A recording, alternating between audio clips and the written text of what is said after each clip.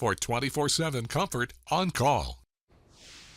Hello, Brad. How are you? I'm quite well. How are you? Delightful, thank you. Hope all of you at home are doing fine today.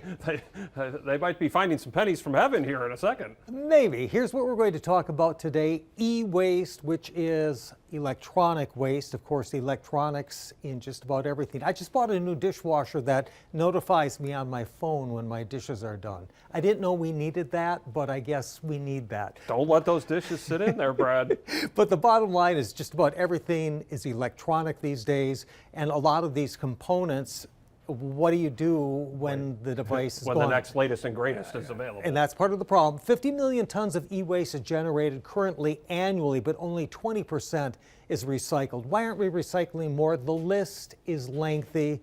The complexity of modern electronics. Chris, some of these computer boards, now they make all of the, instead of having like resistors and capacitors and all that stuff mounted on top, they're etched right on the PC boards. And some of these PC boards have multiple layers that have been glued together, okay? I mean, how do you recycle something like that, okay? So also in there, there's some hazardous materials, inadequate recycling infrastructure, high costs with proper dismantling, short product life cycles, as you alluded to earlier, the latest and greatest, gotta have it, so the old one goes in the trash. Poor design for recycling and lack of consumer awareness and convenient recycling options. Like I said, the list is long, okay?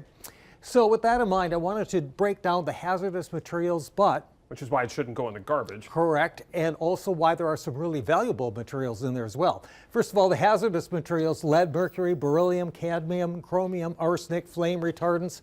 It sounds horrible. It's toxic. It's horrible. But the valuable materials: gold, silver, copper, palladium, other semi-precious metals, aluminum, lithium, tin. Boy, if we could just get all of that, we'd be onto something, right? Because it's a shame after it's been mined and processed to just throw it away. And that gets us to today's story, which comes from Cornell University, where the research and discovery was made.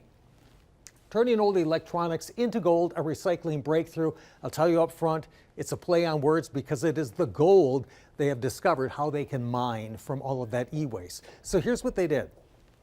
They developed two very porous crystalline materials, is how they describe it, which under the right conditions will only attract gold. Okay? So like a magnet. In ways. So what they did is then they took a bunch of e-waste and they scraped all of the components, if you will, off of an old computer board, and they collected all of this. Most of it was metal flakes, but there were some other, other parts of different materials in there as well.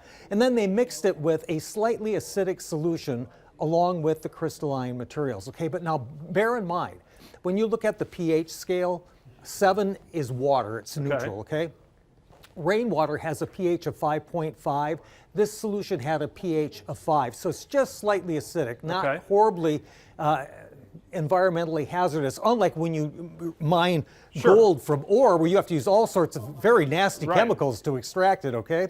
So here's what they found, that their porous crystalline materials attracted 99.9% of the gold and very little of the other materials, and it withstood 16 washes and reuses with little loss of being able to absorb more gold in the future. So I mean, looking ahead, they're thinking, what if we could also design other materials?